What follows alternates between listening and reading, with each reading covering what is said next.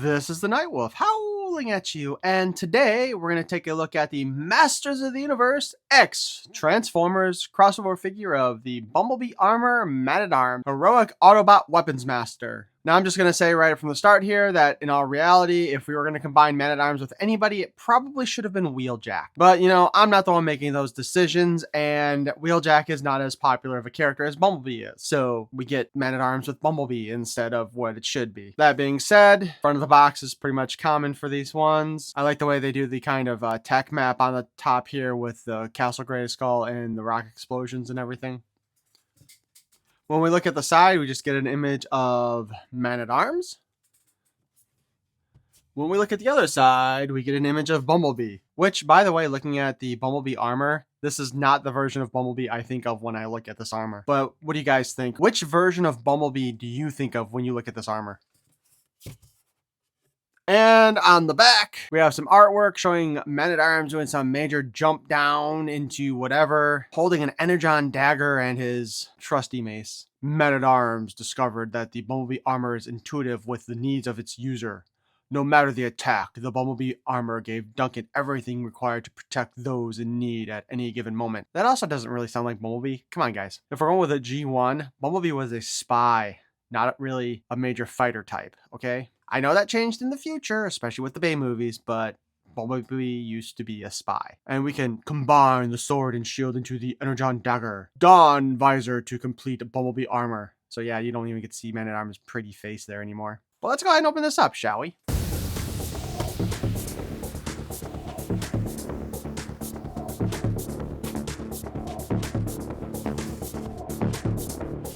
And let's not forget our text back.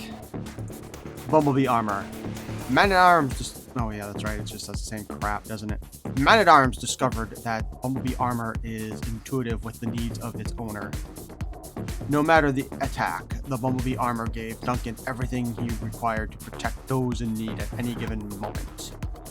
Strength 6, Speed 4, Endurance 7, Courage 10, Power 5, Skill 8.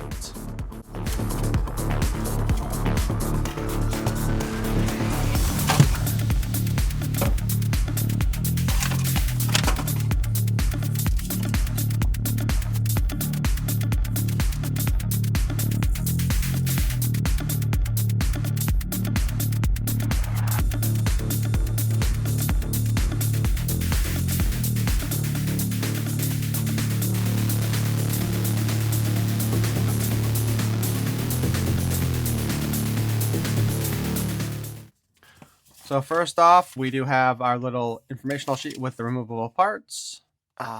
This is kind of unique. I'm not 100% sure on this, but I don't know. Are these like, they almost look like the arms and legs from King Hiss. First up, we got the comic, The Masters of the Universe X Transformers by the Energon of Grayskull.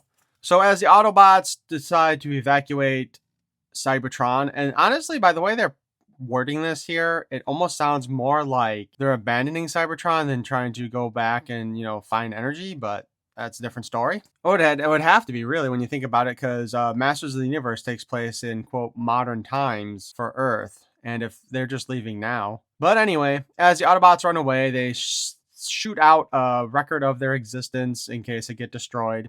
And it lands on Eternia near Castle Grayskull. Man-at-Arms finds it and he learns about Optimus Prime and Bumblebee and some of the other Cybertronians, and they're downloading the data and trying to get the information. But they're attacked by Megatron's armor because he too somehow got the information, which I guess came from the Nemesis. But Skeletor already has Megatron's armor and there's a fight. He-Man shows up and he's barely able to beat Megatron with the help of Man-at-Arms. And then we learn that Energon is very similar to the power of Grayskull, if not the same thing, which doesn't make any friggin' sense in any way, shape, or form. But we get some history on this whole load of BS here. We see that Man-at-Arms creates his Bumblebee armor now, and He-Man Optimus Prime armor, which probably does actually make sense there, since He-Man is the leader. Although, you could make the argument that being that He-Man is a warrior first, that maybe Grimlock would have been a better choice. And then we go back to Snake Mountain, where Skeletor is recruiting the help of Scareglow. And by the way,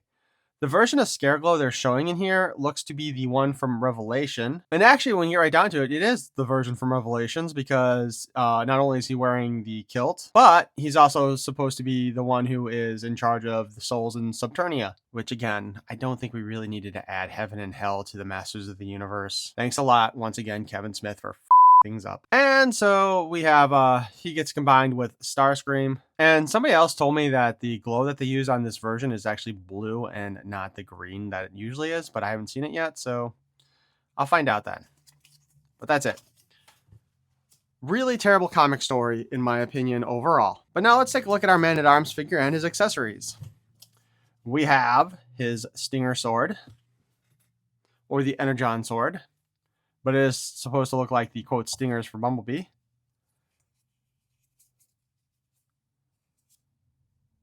And in all truth, oh, okay. So the shield here, Bumblebee shield, we have this little teeny tiny little slot thing that you can actually hook the sword into. Because it says, you know, you combine the sword and the shield together.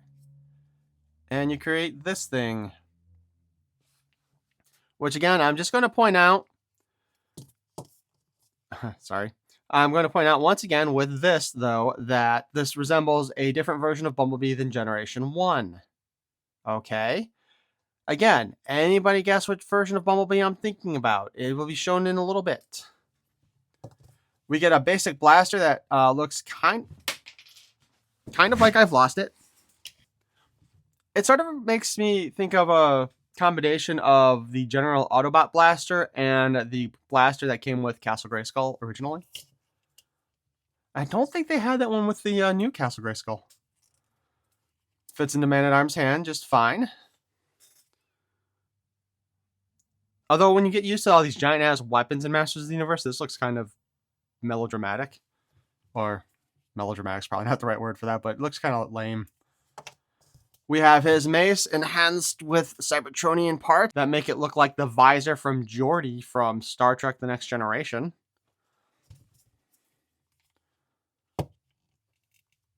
Oh man, this dude's joints are so stiff, it's ridiculous.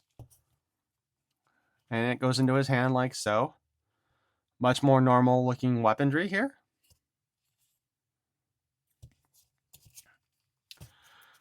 And finally, before we hide his head, we will take a look at the face sculpt here.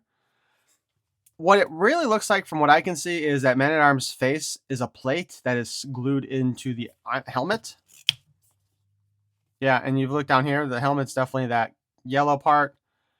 And the skin here is most definitely plastic. I don't know how well you can see the sides there, but you can kind of see where it's not set quite right.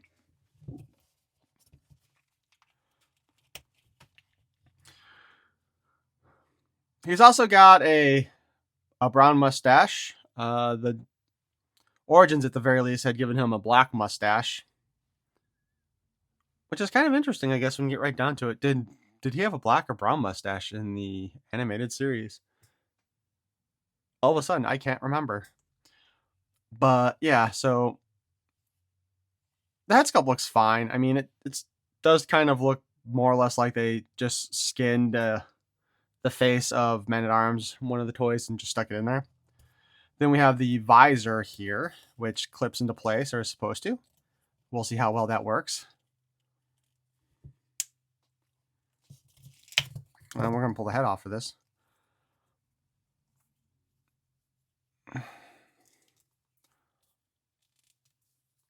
There we go. Now we got the visor all the way in there. It was a pain in the butt. It's hard to see, but it does look like the clear part is eye level with him, so he can look at it. Of course, because it's painted on plastic, duh. Because it's painted on clear plastic, however, the yellow does not match up with the rest of it. And once again, as you might recall, in Generation 1, the Autobots did not have the little visors that covered their face. Since we are talking about some of this stuff, though, let's go ahead and throw the shield dagger thing in place. So that's his weapon here. Oh, this is interesting.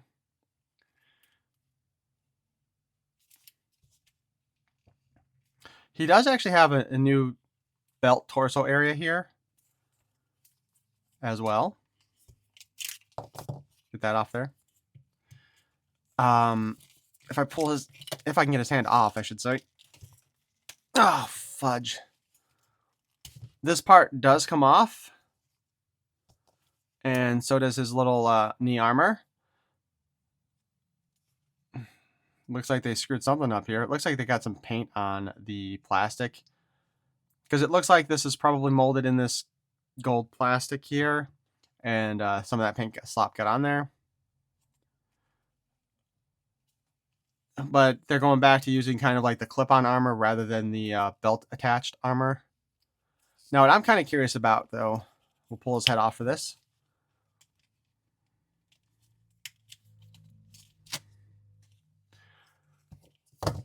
The Bumblebee armor is a soft plastic.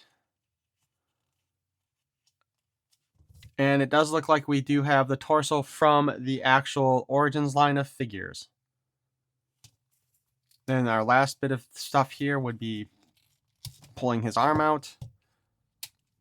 And that last bit of extra armor here.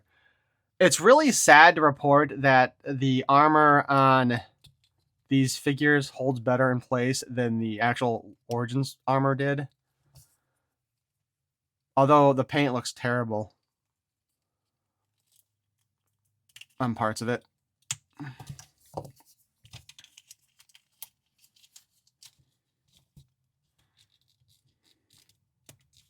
This is, of course, a throwback to the old original Bumblebee who had the little hump on his back. Which I don't remember. I don't think they actually had... Did they have that in the cartoon version? Oh my gosh.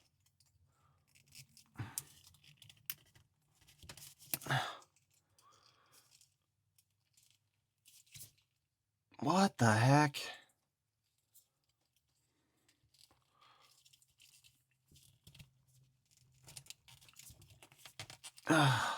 There we go.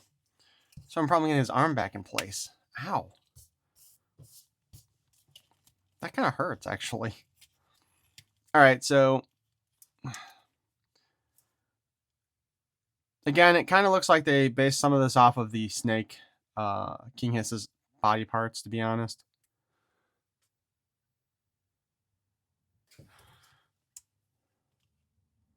So yeah, it is in fact King Hiss's, it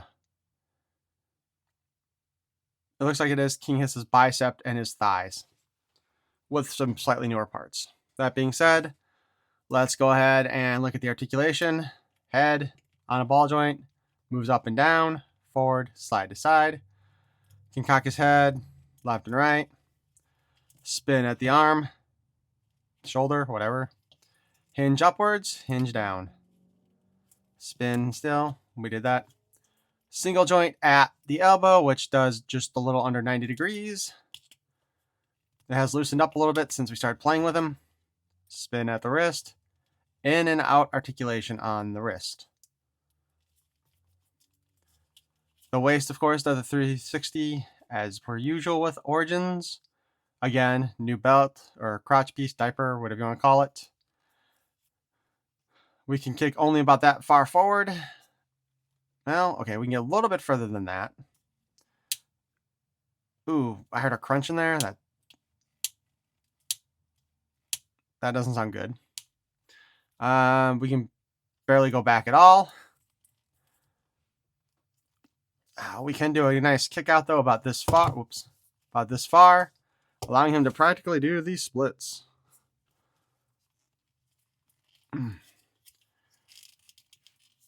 Okay. So then we got a single joint in the knee, although it does also spin at the knee because it's a peg. We do have the boot cut, which does the 360.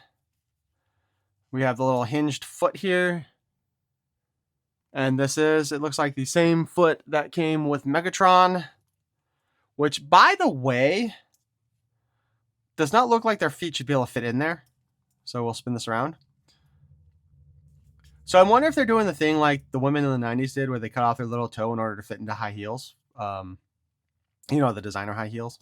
So as I mentioned earlier, I was going to say which Bumblebee he reminds me of. more than Generation 1, and it's simply the Transformers animated Bumblebee. First off, the Stinger itself throws that one right there with his quote Energon dagger being basically a stinger. And just let me know, do you guys agree with me on that? Does he, when you think about it, does he remind you more of the Energon Bumblebee or one of the other versions of Bumblebee that you've seen? I do have a complaint about this guy, though, as far as weapons go.